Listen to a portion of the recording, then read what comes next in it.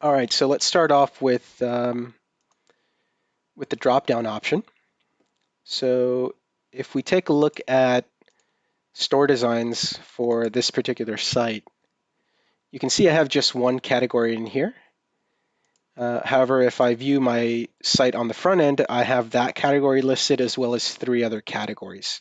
So where are those three other categories coming from?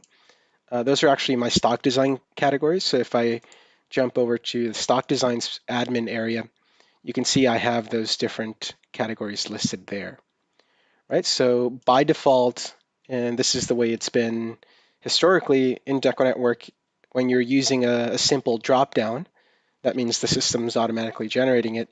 We're going to display all of the categories, which includes your store designs as well as your stock designs.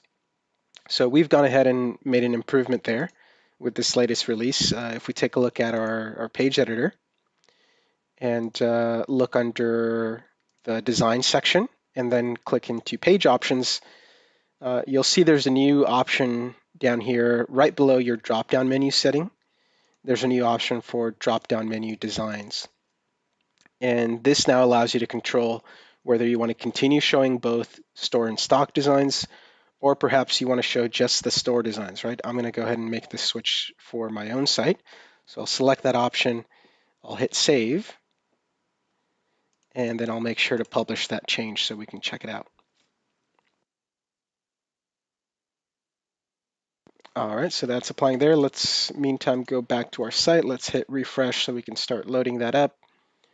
And once it refreshes here, we'll see, we still have the same layout, but now once I hover over the drop-down page, I should only see my one store design category rather than the longer list that I was seeing before.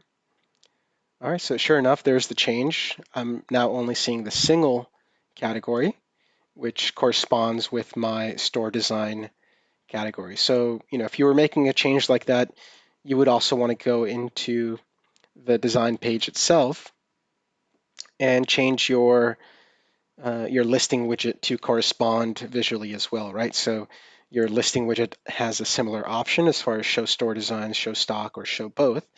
So I might do the same for that widget as well and set it to show store designs only. So now those two are kind of corresponding with each other. All right, so that takes care of the new drop-down option. Gives you some flexibility as far as how you want to control your drop-downs. Uh, Aside from that, you do also have the option to go completely custom.